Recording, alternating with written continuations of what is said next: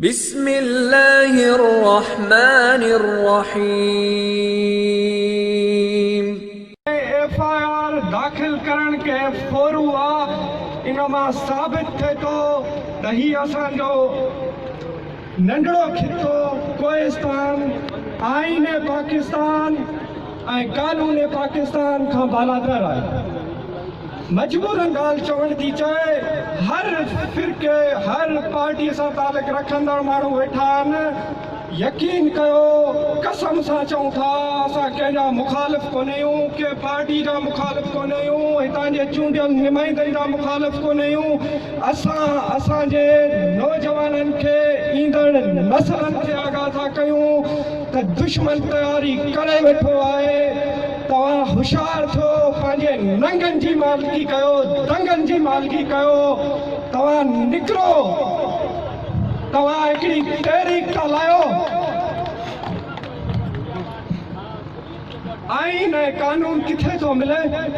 तव्हां DC office वञो, मुख़्तियार office वञो, 50,000 रुपया असांजे मक़ामी माण्हुनि खां फ़ौती खातो ठाहिण जा वठनि था।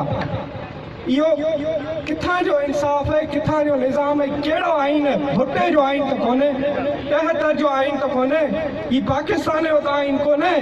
50,000 रुपया जैद सिटी फ़ौती खातो ठाहिण लाइ तव्हां वठो था।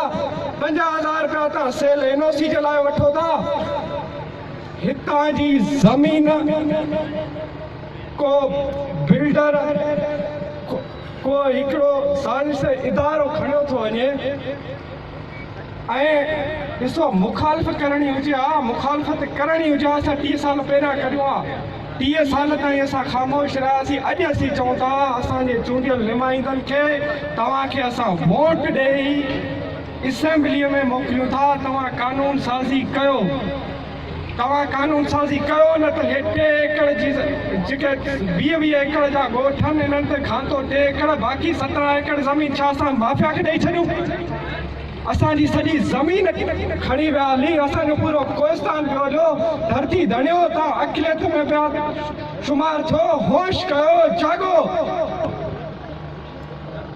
ॻाल्हि इहा असांजो मुतालबो आहे IG सिंध खां ही जेको SHO आहे हिन पंहिंजी बदमस्ती ॾेखारी आहे। बग़ैर इन्वेस्टिगेट करण खां हिन FIR कई आहे। ही धुर आहे, हिन खे पहिरीं फ़ुर्सत में तव्हां मुअदल कयो ऐं असांजी डिमांड आहे त हिन खे सही माना में तव्हां इन्वेस्टिगेट कयो। पुछो हैरान थी हारी खां ही खेत खे उजाड़िया आहिनि, चई साईं ॾोह न आहे गिदड़नि जो, पंहिंजे घर जा कुता ॿाहिरिया आहिनि। न मोह लिकाए जीअंदासीं, न मोह झुकाए जीअंदासीं, जे ज़िंदगी में हिकु ॾींहुं घटि रहियासीं त छा थियो, मगर ए दोस्त हर साल असां मुहाॾो अटकाए जीअंदासीं। आऊं शुक्रगुज़ार आहियां तमामु नौजवाननि जो, इन्हनि भाइरनि जो जिन्हनि हीउ सॼो प्रोग्राम रखियो आहे।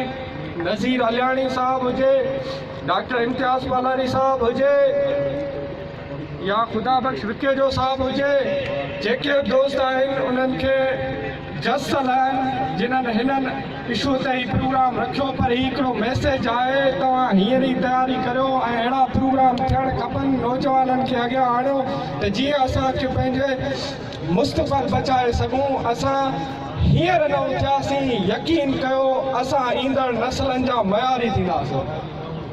सभिनी दोस्तनि जूं महिरबानियूं जिन्हनि मूं नाचीज़ खे ॻाल्हाइण जो मौक़ो ॾिनो। महिरबानी।